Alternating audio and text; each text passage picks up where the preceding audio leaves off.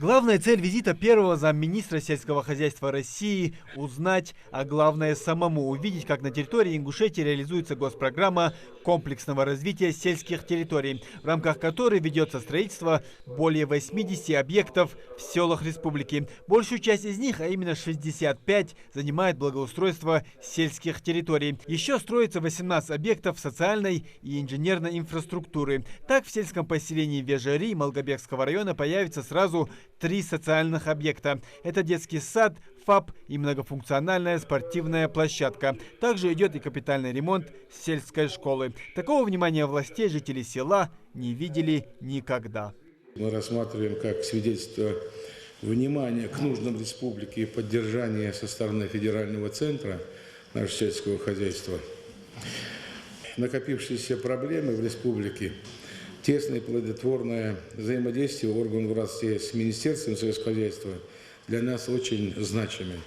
Ситуация в сфере агропромышленного комплекса, ход реализации мероприятий государственной программы, комплексное развитие сельских территорий мы постоянно держим на контроле. Основные цели госпрограммы – это сохранение доли сельского населения в России не менее 25%, достижение соотношения среднемесячно располагаемых ресурсов сельского и городского домохозяйств до 80%, повышение доли общей площади благоустроенных жилых помещений в сельских населенных пунктах до 50%. Все производство делается для того, чтобы поднимать качество жизни, и хотелось обратить внимание, что сегодня Ингушетия в числе субъектов Российской Федерации, которые участвуют в реализации программы развития комплексных территорий. И текущий бюджет в объеме 360 миллионов рублей – это, наверное, только начало этого вопроса. В следующем году предварительная заявка в республике в 2 раза больше. И, конечно, мы все заинтересованы, чтобы она состоялась.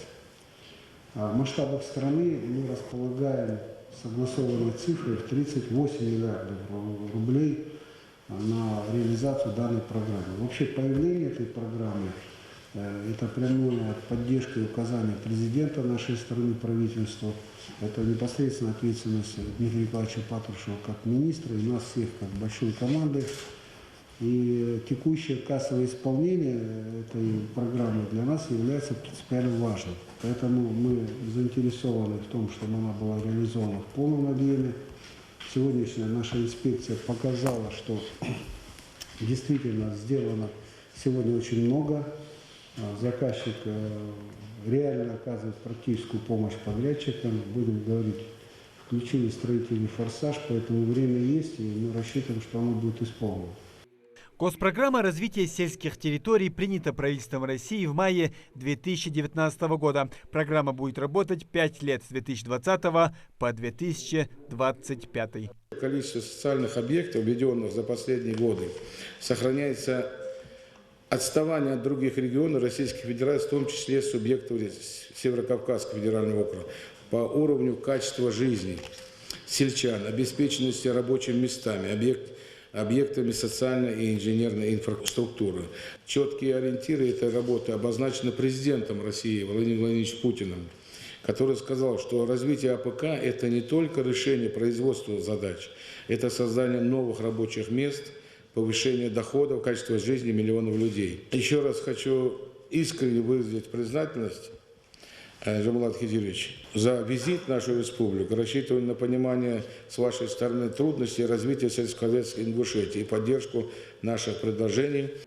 Еще один важный вопрос на повестке совещания – развитие сельского хозяйства Ингушетии. В агропромышленный комплекс республики входит 14 государственных унитарных предприятий, 54 сельхозкооперативов и около 2000 КФХ. Кроме этого, в регионе имеется более 50 тысяч личных подсобных хозяйств. За 9 месяцев 2020 года объем продукции этих производителей увеличился на 100 с лишним процентов по сравнению с аналогичным периодом прошлого года. Благодаря мерам государственной поддержки, на которые оказывались и в прошлом году у нас, мы выделяли субсидии, значит, у нас идет рост увеличения поголовья КРС на 5,6% и мелкорогатого скота на 17%. В республике функционирует 14 ГУПов, подведомственных Министерству сельского хозяйства, государственных предприятий. Значит, по этим группам была сложная ситуация. Мы по каждому группу проставили индивидуальный план развития группы. И вот в этом году впервые мы выходим на прибыль в рентабельность. У нас 22% мы ожидаем. И впервые в этом году, значит, у нас будет отчисление бюджета республики по группам.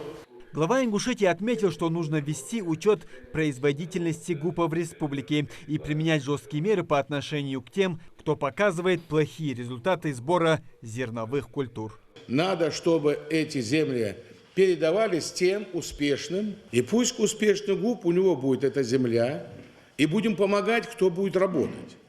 А кто не будет работать, значит, это наше право, вот Минимущество, Минсельхоз, берите учредители и определяйте с этими горе-директорами. Семена дали, удобрения дали, а выступает по телевизору и говорит, я много потратил на удобрения и на семена.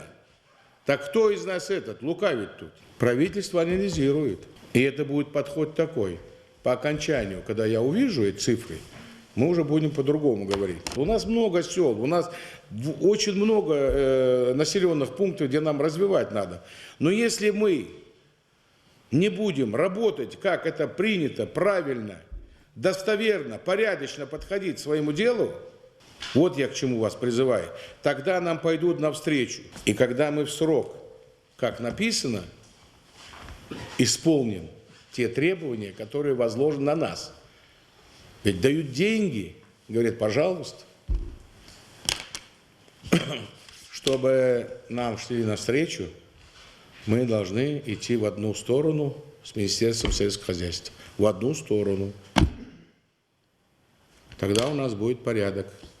На совещании также поднимали вопросы развития сельского хозяйства, которые требуют вмешательства федерального центра. Так, республика нуждается в строительстве сушилок и хранилищ для зерна в 3 районах.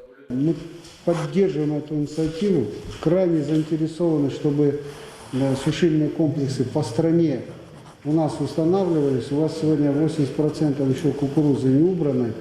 Вы уже в зоне риска по погодным условиям. Как только подтверждаете готовность, я в присутствии вашего руководителя говорю, лично буду заниматься этим вопросом. Кроме обозначенных вопросов, на совещании также обсудили развитие животноводства, садоводства, восстановление оросительных систем. Из всего этого следует, что сельское хозяйство республики можно и нужно развивать, а федеральное министерство будет всячески этому содействовать. Муслим Ганиев, Асхаб Белакиев, Новости 24.